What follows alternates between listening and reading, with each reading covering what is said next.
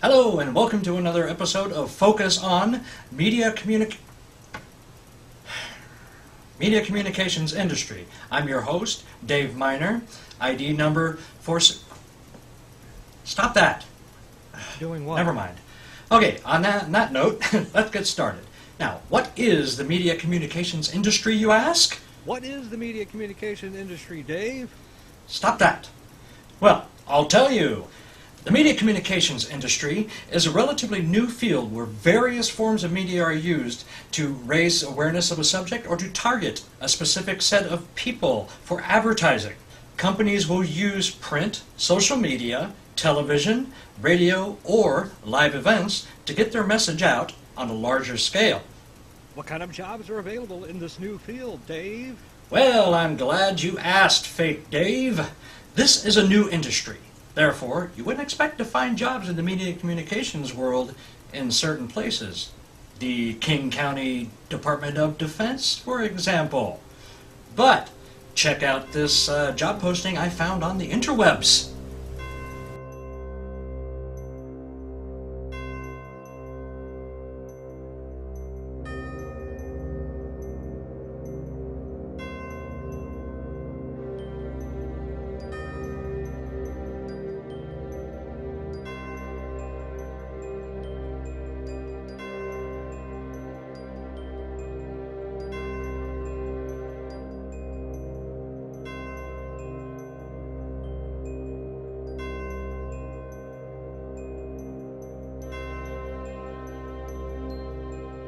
Now, this job is relevant to the media communications industry as it does require a background and knowledge in various forms of media communication, such as social networking, print advertising, and television advertising as well, and radio.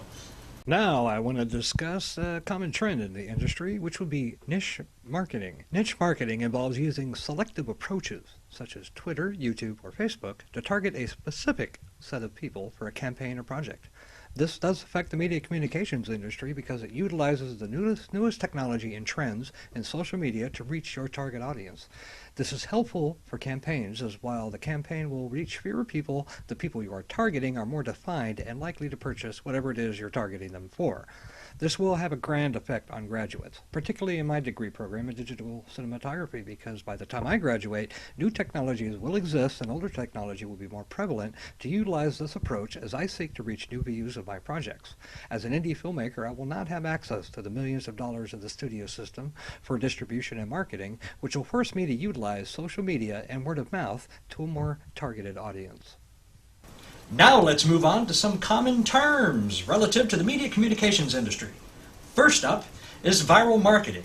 Now, viral marketing is the use of video or social media to reach a large amount of people very quickly. Tweets, Facebook shares, or YouTube views are a great way to viral market, as a tweet or a video can reach millions of people in a very short amount of time if done correctly. If your video is shocking or entertaining enough, it could reach millions of people in a matter of hours. Next up is transmedia storytelling. Now, transmedia storytelling is the process of telling a story across various formats and or mediums. Now, a prime example of this would be the Wachowski brothers' The Matrix. Now, along with the film trilogy, they also released graphic novels, comic books, even a video game, and even a series of short animated films called The Animatrix, which all tied into the three films. You know what, Fake Dave? What, Dave? Speaking of viral marketing, let's have a look at my industry professional. Now, I chose a company rather than an individual. Think Modo epitomizes media communications industry and advertising. They are infamous for their viral marketing video campaigns. Now, they help their clients reach millions upon millions of video views within a matter of a couple hours. Take, for example, Devil Baby Attacks. In Devil Baby Attacks, Think Modo created a radio-controlled possessed baby that tooled around in a radio-controlled baby carriage, scaring the heck out of innocent passerbys on the streets of New York City. Now, this was, of course, to promote the new film from 20th Century Fox, devils do.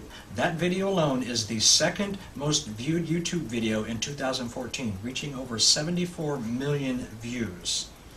And moving on, we're going to look at two organizations in the media communications industry. The News Guild, which started out as a print union for newspapermen, has now grown into various aspects of the news media, including social media news networks, online news, print. And the other one would be the New York Broadcast Trades Council, which protects the rights of broadcast journalists in New York City. Now, these two unions do pretty much the same thing that any other union you'd expect, such as providing safe working environments, fair compensation, and benefits. But what sets them apart is because they are members of the communications industry, they also work very hard to protect the integrity of not only the news that they're telling, but those that are telling the news. So please check out their links here. Are you going to do the thing with the links? I don't want to get in trouble with it. Oh, you're okay. Just do it. There you go. And thank you for watching, and I hope you enjoyed this little presentation of mine, and we'll see you next time. Thank you. Oh, it's okay, Fake Dave. What you need is a hug. Yeah, that's a good hug.